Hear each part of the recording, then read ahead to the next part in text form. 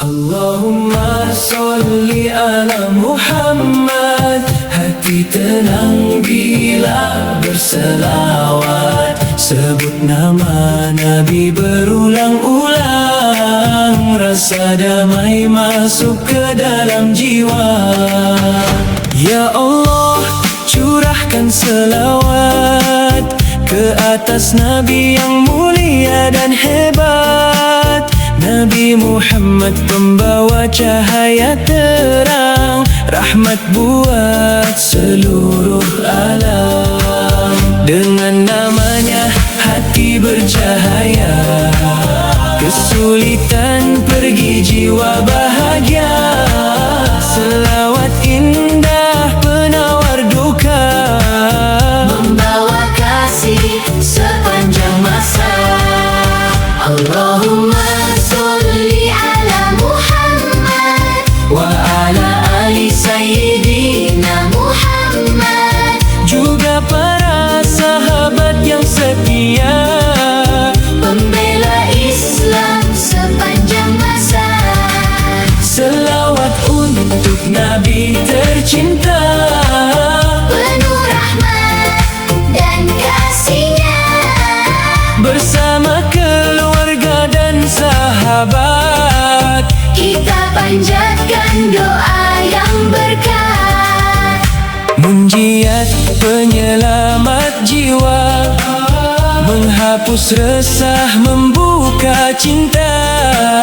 Dengan selawat hajat terjaga, ketenangan hadir selamanya.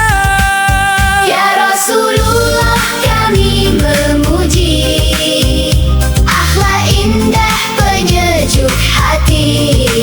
Semoga kami terus mengikuti Jalan sunnah hingga nanti.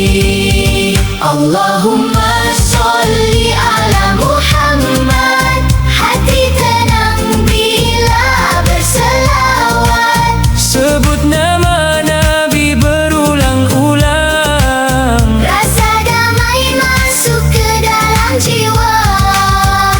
Nuril Anwar cahaya ilahi, membuka jalan penuh diberkati. Ya Allah, limpahkan rahmat-Mu. Satukan hati dalam redamu.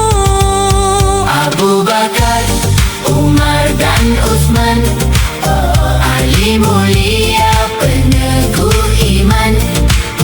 Para sahabat pembawa kebenaran, Semoga bersama di syurga Tuhan.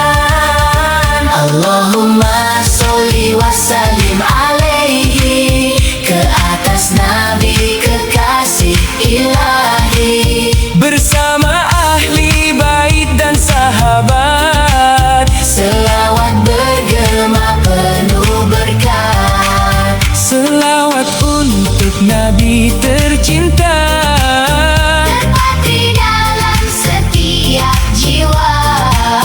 membawa damai dan bahagia. Hingga ke syurga selamanya. Ya Nabi salam alaika, Ya Rasul salam alaika. selawat dan cinta.